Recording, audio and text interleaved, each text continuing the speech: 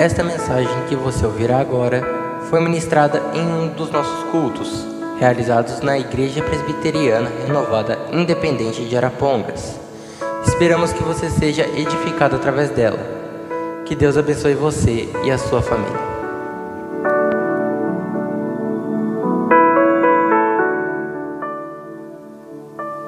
Segundo Mateus, no capítulo 26, nós estaremos lendo o finalzinho deste capítulo, a partir do verso 69 até o verso 75. Glória a Deus. Mateus capítulo 26, do verso 69 até o 75. A palavra de Deus nos diz assim: Ora, Pedro estava sentado fora no pátio, e aproximando-se dele uma criada disse: Tu também estavas com Jesus, o Galileu. Mas ele negou diante de todos, dizendo: Não sei o que dizes. E saindo para o vestíbulo, outra criada o viu e disse aos que ali estavam: Este também estava com Jesus o Nazareno. E ele negou outra vez com juramento: Não conheço tal homem. E daí a pouco, aproximando-se os que ali estavam, disseram a Pedro: Verdadeiramente também tu és deles, pois a tua fala te denuncia. Então começou ele a praguejar e a jurar, dizendo: Não conheço esse homem. E imediatamente o galo cantou.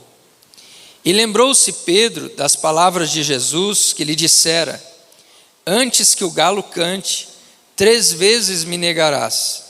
E saindo dali, chorou amargamente. Amém. Glória a Deus. Estamos felizes, com as pessoas que estão conosco, o Alisson, esposa, a irmã Santina, está nos visitando. Glória a Deus, Deus abençoe e que Deus continue abençoando a vida de cada um de vocês. Amados irmãos, na semana passada, nós encerramos aqui uma série de ministrações onde nós falamos sobre o cuidado de Deus. E para hoje eu tinha planejado iniciar aqui uma outra série, mas o Espírito de Deus, ele me levou para esse texto e para uma outra ministração. E então nesta noite nós vamos entregar esta palavra para o seu coração. Que o Espírito de Deus fale com você, que o Espírito de Deus toque em você e que esta palavra produza fruto na tua vida.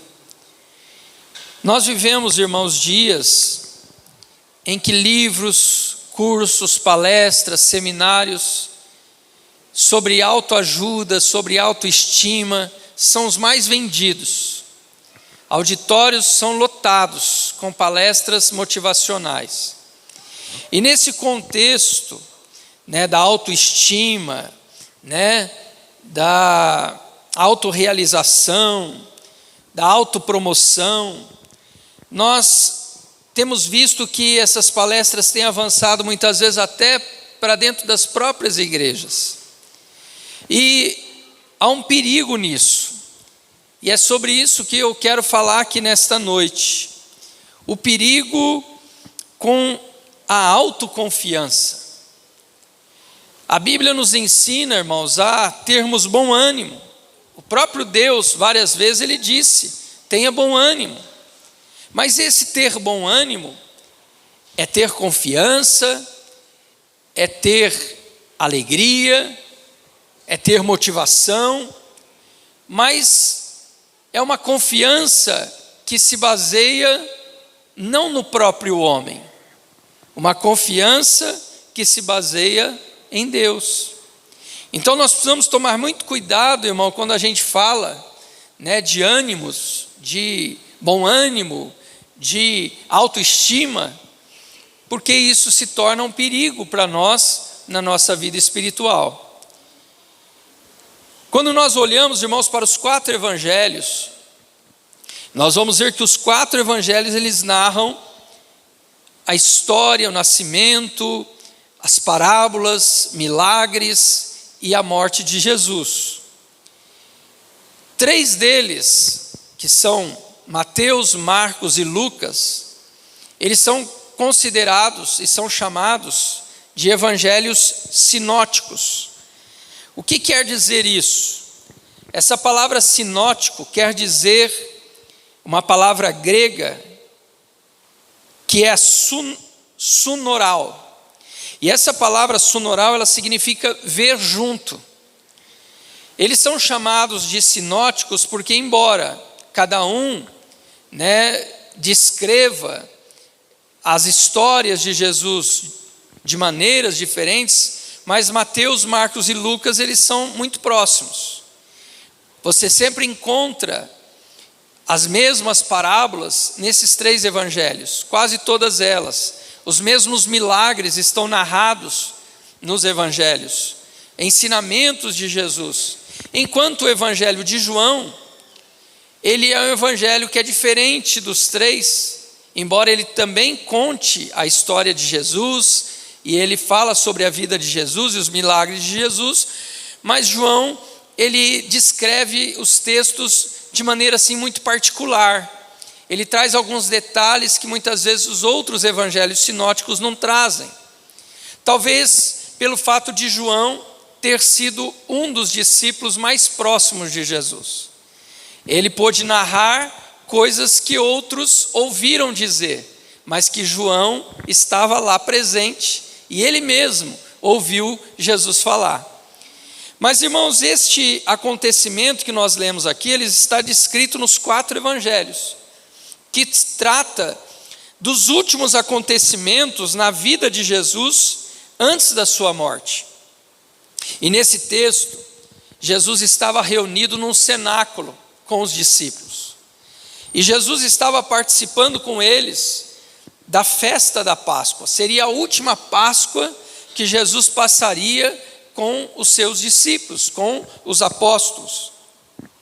E enquanto eles comiam a Páscoa, Jesus instituiu a ceia.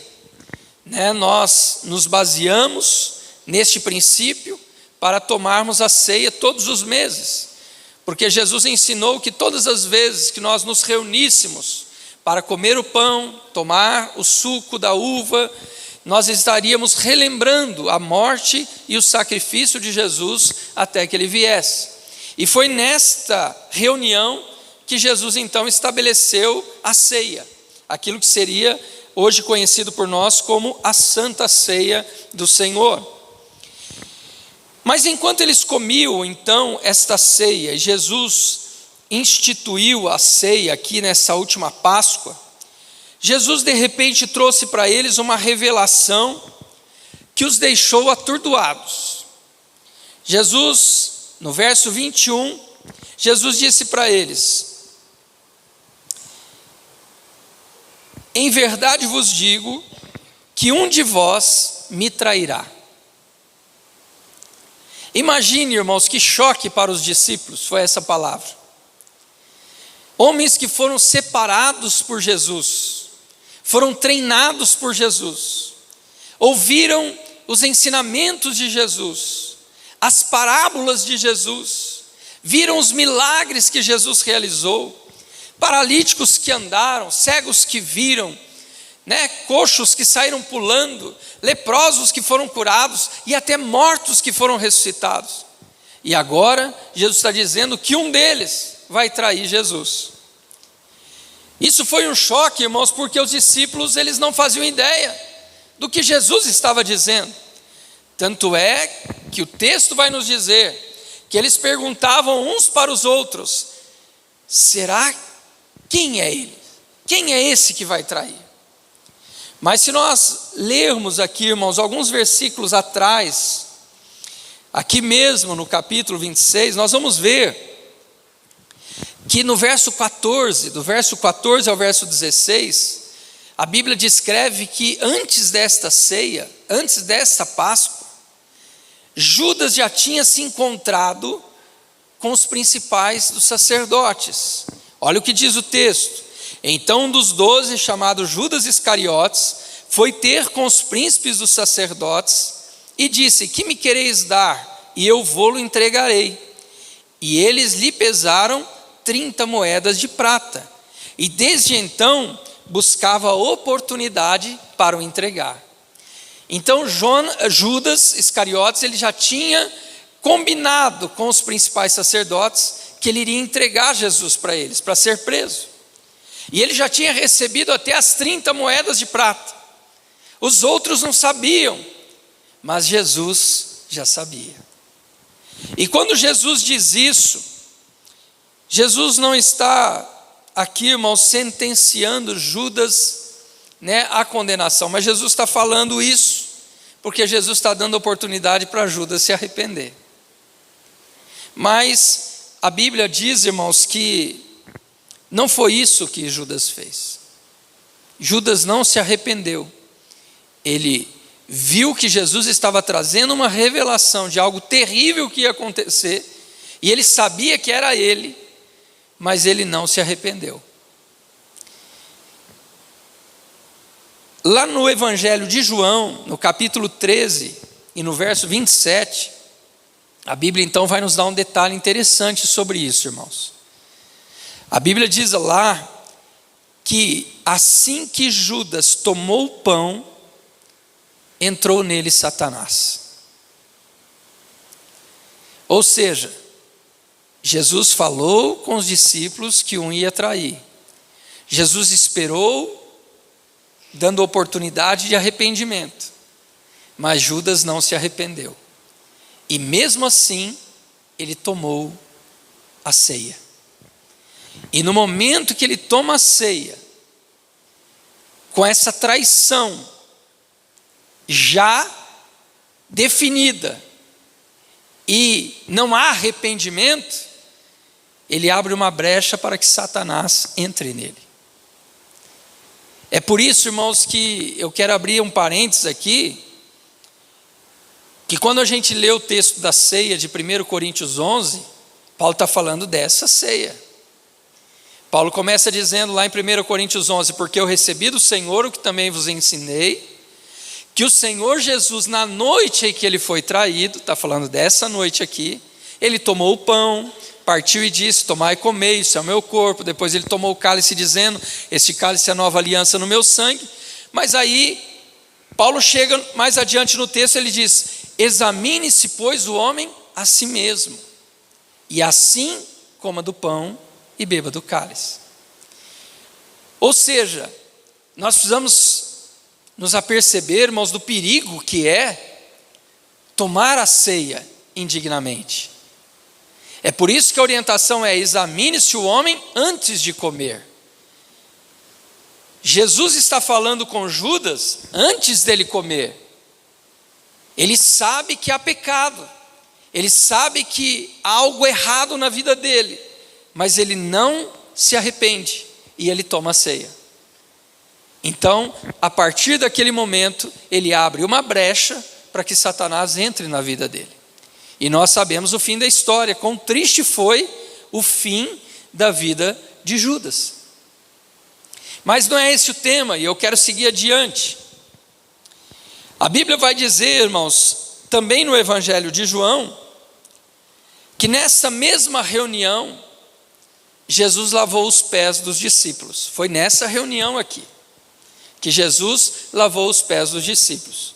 É por isso que é importante, irmãos, a gente ler a Bíblia e procurar entender, as ocasiões, entender, todo o contexto, porque o Evangelho de Mateus narra a mesma coisa de uma maneira, Marcos acrescenta detalhes, Lucas outros, João outros, e quando você monta tudo isso, você acaba tendo um panorama geral daquilo que está sendo dito. Então, os outros não fazem menção disso, mas João faz, que Jesus lavou os pés dos discípulos nessa reunião. João também vai dizer que foi nessa reunião que Jesus proferiu as palavras de João 14, quando ele diz: não se turbe o vosso coração, crede em Deus, crede também em mim, na casa de meu pai há muitas moradas. Foi aqui, nessa mesma reunião, nesta última Páscoa que Jesus passou. Foi nessa mesma reunião que Jesus também disse para eles: eu vou para o Pai, mas o Pai vos enviará outro Consolador, o Espírito Santo, e Ele estará convosco todos os dias. Foi nessa mesma reunião que Jesus falou sobre a videira e os ramos. Ele diz: eu sou a videira verdadeira, meu Pai é o lavrador, aquele que está em mim, esse dá fruto, mas aquele que não dá fruto, o Pai corta e lança no fogo. Foi nessa mesma reunião. E por fim, irmãos, foi nessa mesma reunião que Jesus orou pelos discípulos. Ele fez uma oração pelos discípulos. Mas aí Jesus trouxe a segunda revelação. E essa segunda revelação também foi terrível. Porque Jesus disse assim: todos vós esta noite vos escandalizareis por minha causa. E aí Jesus ainda cita um texto do profeta Zacarias, capítulo 13 do livro do profeta Zacarias, no verso 7, que diz: fere o pastor e espalhar-se-ão as ovelhas. Quando Jesus diz então essas palavras e Jesus traz esta revelação, é importante entender, irmãos, que Jesus não está aqui fazendo uma suposição. Jesus ele está trazendo uma informação. Jesus ele não está dizendo: olha, talvez essa noite vocês vão se escandalizar em mim. Ele não está dizendo: ó, pode ser que essa noite. Mas imagine, irmãos, os discípulos estão ali na mesa, participando da Páscoa, e Jesus está falando para eles: hoje, ainda essa noite, todos vocês vão se escandalizar de mim.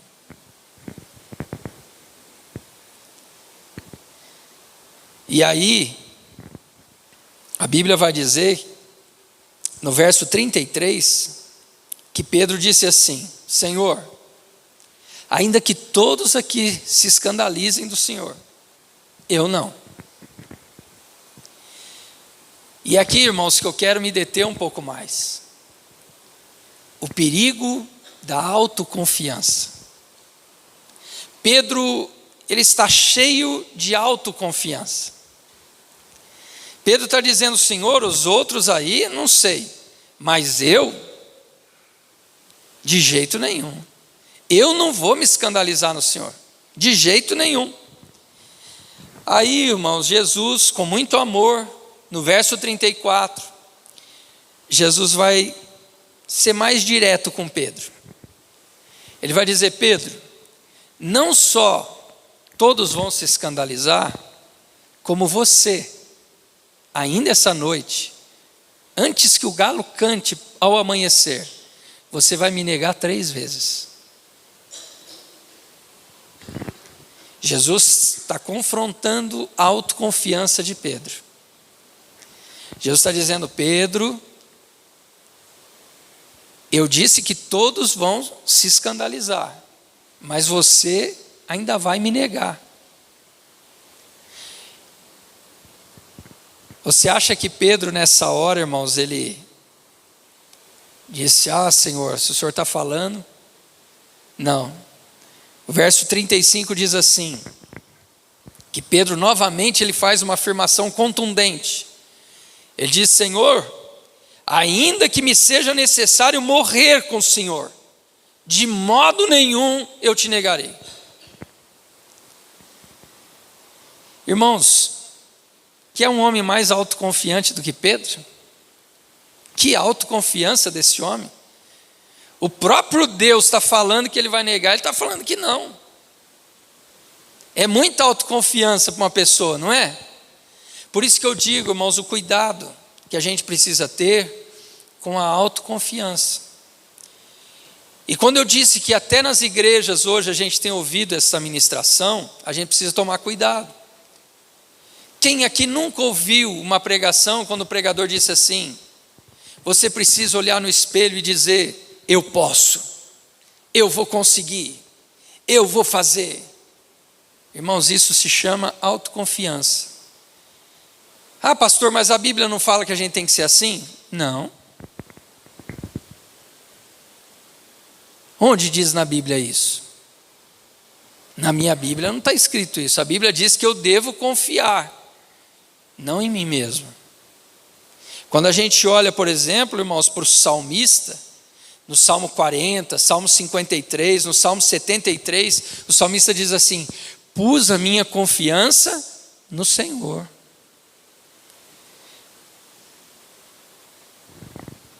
A Bíblia não ensina, irmãos, eu ter confiança em mim mesmo. Pelo contrário, no livro do profeta Jeremias, capítulo 17, verso 9, a Bíblia diz: enganoso é o coração mais do que todas as coisas. Então, o que a Bíblia nos ensina é ser confiante, mas ter a nossa confiança em Deus. É ter bom ânimo, mas bom ânimo confiando no Deus que a gente serve. Não viver sim uma vida derrotada, uma vida de alguém frustrado, uma vida de alguém que não acredita em nada, não é isso que eu estou ensinando. O que a Bíblia nos ensina é que você deve sim ter um pensamento agradável, um pensamento bom, mas baseado na promessa e no cuidado de Deus, e não naquilo que a tua força pode fazer.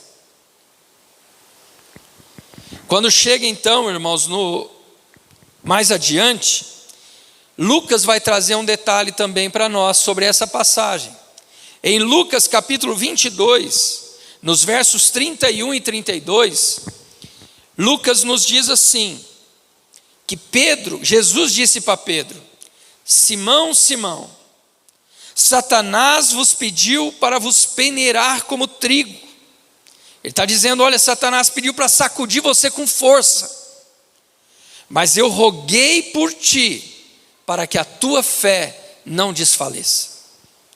Jesus está dizendo para Pedro: Pedro, você está confiando em você, mas eu roguei ao Pai para que Ele te preserve, para que Ele não permita que o inimigo faça tudo que ele quer fazer na tua vida, porque senão a sua fé vai desfalecer.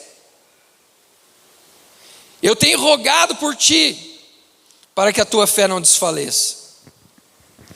Irmãos, Pedro aqui, depois disso, ele poderia ter caído aos pés de Jesus, confessado o seu erro de confiar nele mesmo e dizer: Senhor, é verdade. Maldito o homem que confia no homem. Me ajuda, Senhor, me ajuda para que eu não venha te negar. Veja, irmãos, Jesus está dando aqui para Pedro todas as condições para que ele clame por socorro. Mas sabe, irmãos, esse é o perigo da autoconfiança, porque a autoconfiança, de acordo com o dicionário do português, a autoconfiança é a capacidade de acreditar em si mesmo, nas suas habilidades, nas suas qualidades, nos seus julgamentos. Então, como Pedro está cheio de alta confiança, ele está acreditando nele mesmo. E mesmo depois de Jesus dizer para ele: Pedro, Satanás, ele pediu para te peneirar, para te sacudir. É como se Pedro estivesse dizendo: Senhor, pode deixar que eu aguento. Pode deixar, Senhor, que eu aguento. Eu estou preparado. Eu estou forte espiritualmente. Sabe, irmãos, esse é um grande perigo que a gente corre nessa questão da autoconfiança. Porque a autoconfiança de Pedro não permitia que ele visse, que ele enxergasse a sua própria fraqueza. A autoconfiança de Pedro não conseguia fazê-lo enxergar as suas limitações. O quão próximo ele estava de um abismo tão perigoso. A autoconfiança estava fazendo Pedro acreditar tanto nele mesmo, que ele está afirmando para Jesus: Jesus, os outros discípulos podem ser, mas isso sobre mim não. Os outros discípulos podem te abandonar, eu não. Os outros discípulos podem te negar, mas eu não.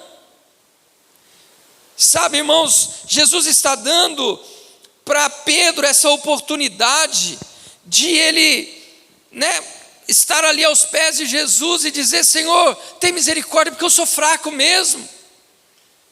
Tem misericórdia de mim, Senhor, porque se o Senhor não for comigo, eu vou cair. Se a tua mão não me sustentar, eu não poderei vencer.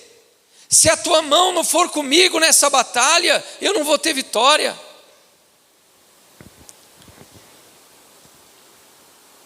Mas, irmãos, mesmo depois de Jesus falar isso para Pedro: Pedro, Satanás falou que ia te peneirar, mas eu roguei por ti para que a tua fé não desfaleça.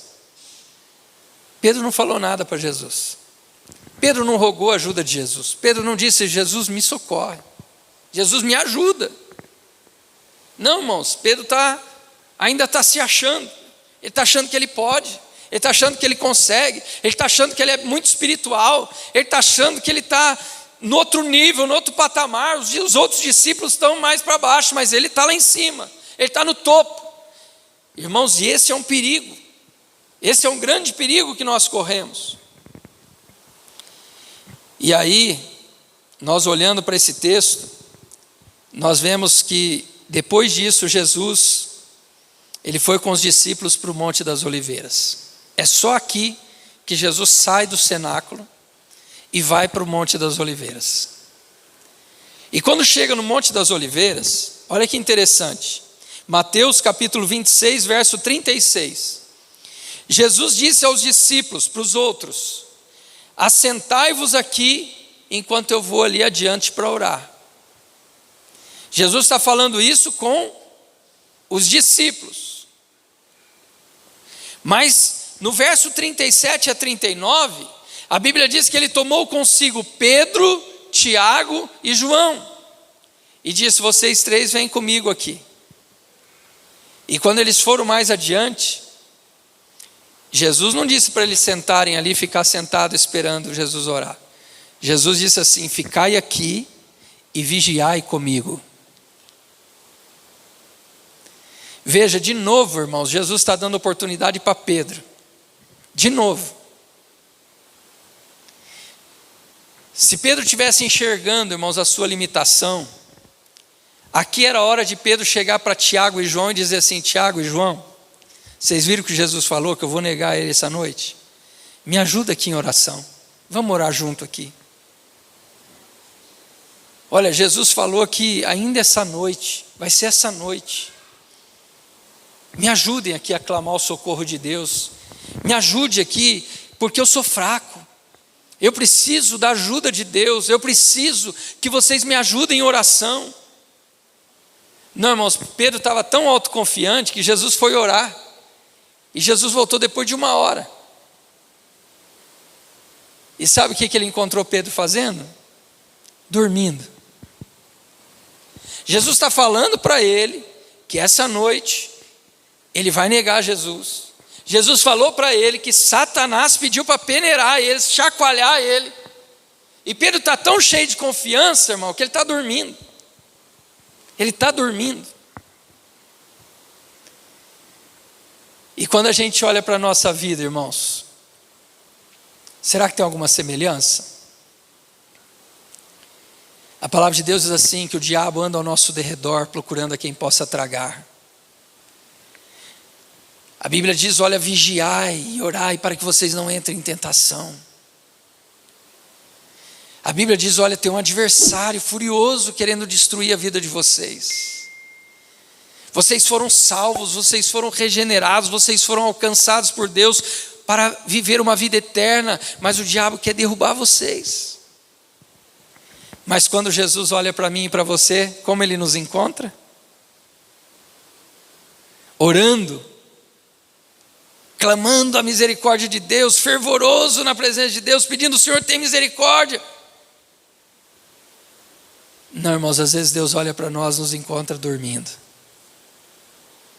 Sabe por quê? Por causa da autoconfiança. Às vezes a gente olha para o lado e diz: Senhor, pode ser que aquele irmão lá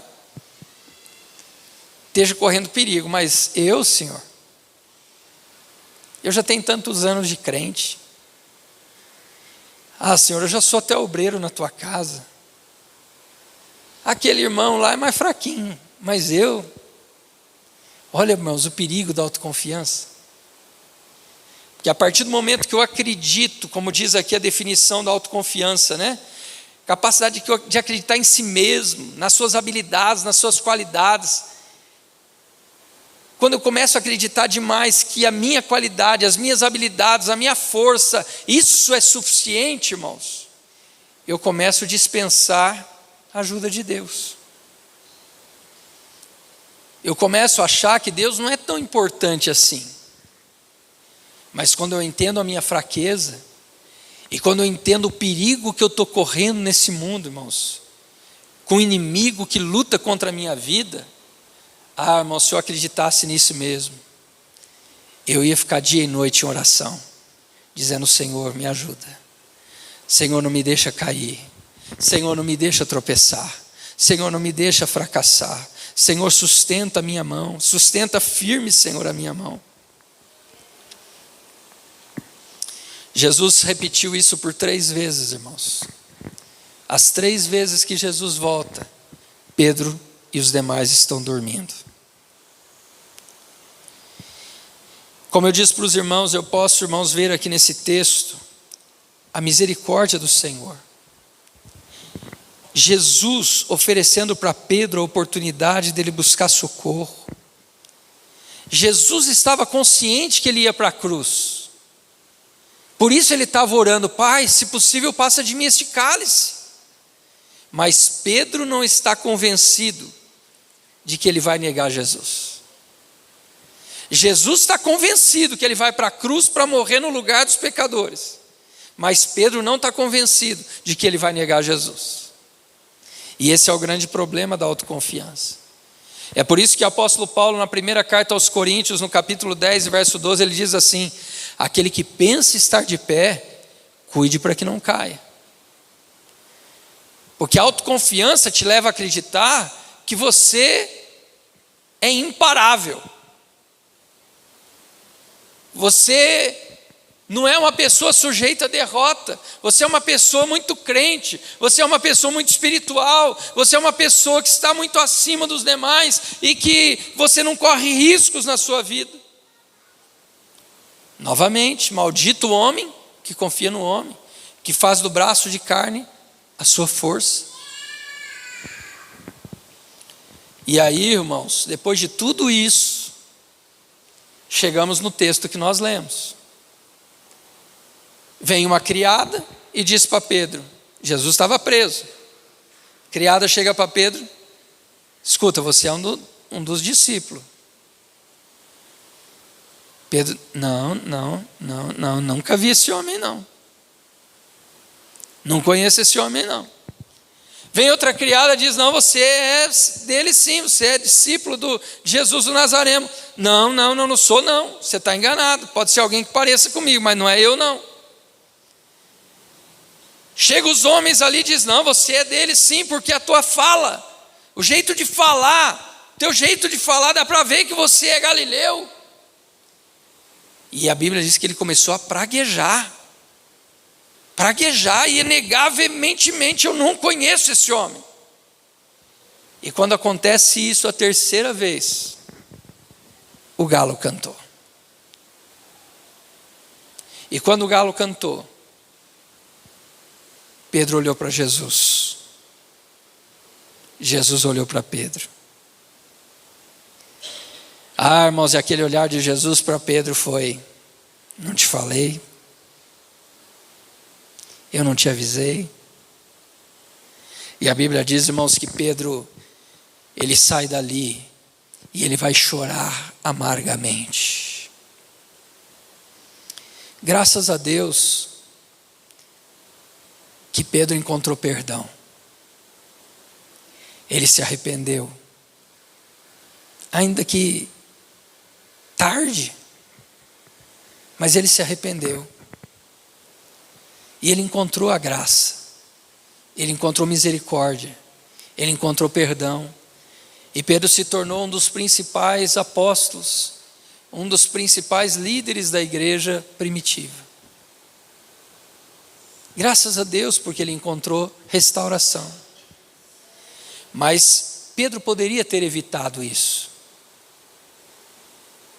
No primeiro momento que Jesus trouxe aquela revelação lá no cenáculo, Pedro poderia ter caído aos pés de Jesus de joelho, e ali ele deveria ter chorado.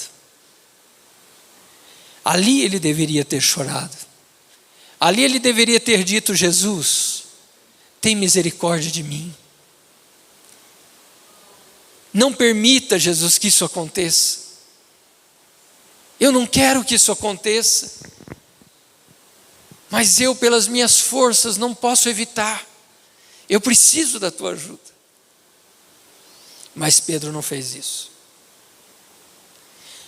Irmãos, e o Espírito Santo colocou essa palavra no meu coração.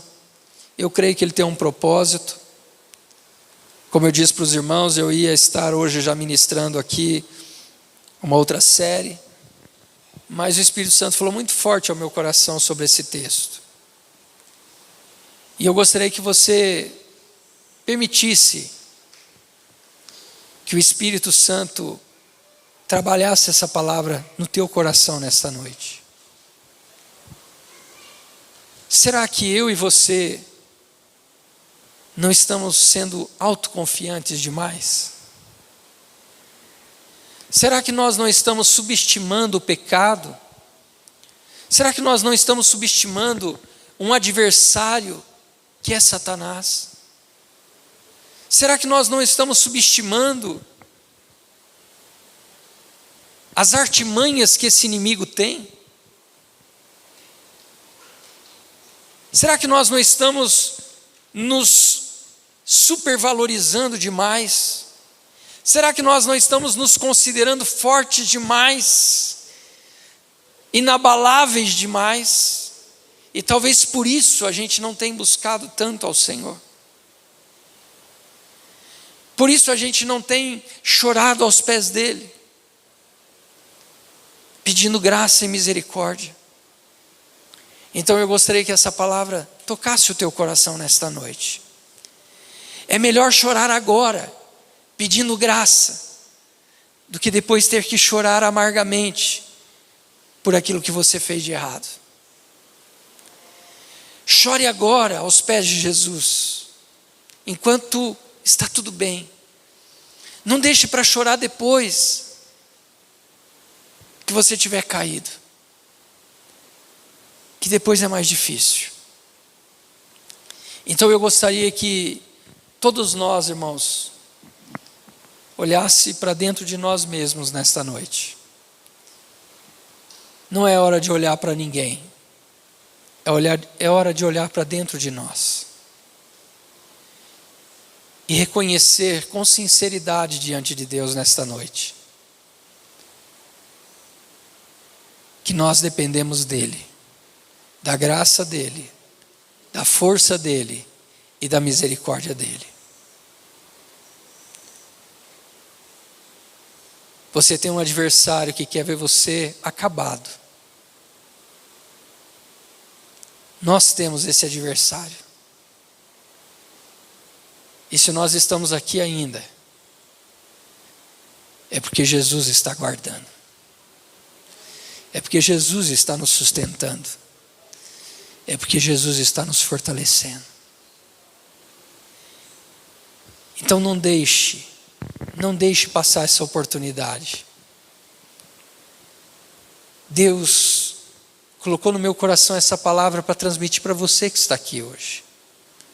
Para você que está ouvindo essa palavra hoje, ela é para você. Não faça como Pedro, que ignorou os alertas de Jesus e depois caiu lá na frente. Aproveite essa oportunidade que Jesus está dando para você agora. Caia aos pés dele.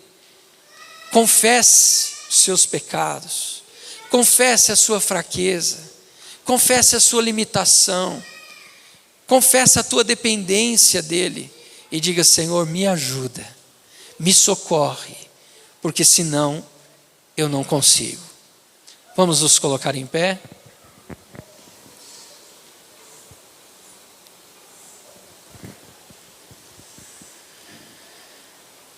Querido Deus, nós estamos aqui, Senhor, diante da Tua palavra. Tua palavra é viva e poderosa, Senhor. E olhando, Senhor, para essa experiência na vida de Pedro, eu posso, Senhor, me enxergar aqui. Às vezes, Senhor, eu tenho sido autoconfiante.